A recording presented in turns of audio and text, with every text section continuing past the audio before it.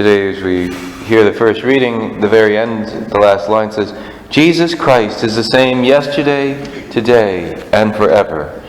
As I was praying over this, I was remembering back in my first parish, there was a woman who came and wanted to talk to me about some of the stuff I had said in my homily, and we were talking, and she was very much, I could tell, very much of a very worldly mindset about what morality was and all this stuff. And she was a teacher, which was really distressing to me that she was sharing this with her students. But she said, "My God is a cool God." And I'm thinking to myself, my God's a cool God too. I don't know which God you're worshiping though. And I said, what do you mean by that? Oh, well, he's not a stuck in the mud, fuddy old duddy. He changes with the times. And I'm saying, you have no idea. No idea. Jesus Christ is the same yesterday, today, and forever. He does not change. Thanks be to God for that. Because it says, "For he has said, I will never forsake you or abandon you." If he changed with the times, he might very well forsake or abandon us. We might come across a God who today loves us and tomorrow wants nothing to do with us. But Jesus Christ is the same yesterday, today, and forever.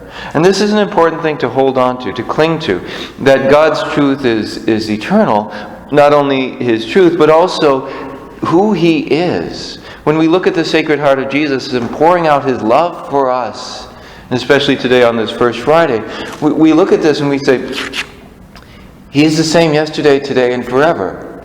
So yesterday we knew how much He loved us. But then today, because we woke up on the wrong side of the bed and maybe we sinned a few times and we're really feeling awful about ourselves, or thinking, well, He doesn't really like me today. But Jesus doesn't get into a mood. Jesus doesn't get into a snit. Jesus doesn't love me yesterday and doesn't love me today. That same infinite love that He has for us endures even when we're not in the place that we were yesterday. Even when we don't live up to our own expectations. His mercy endures forever.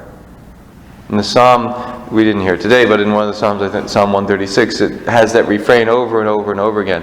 His mercy endures forever, or a different translation is His love endures forever, but the Hebrew word is hesed, which means zeal for covenant fidelity.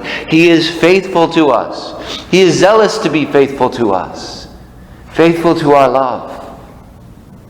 Faithful to taking care of us. His hesed, his zeal for covenant fidelity endures forever. He is the same yesterday, today, forever.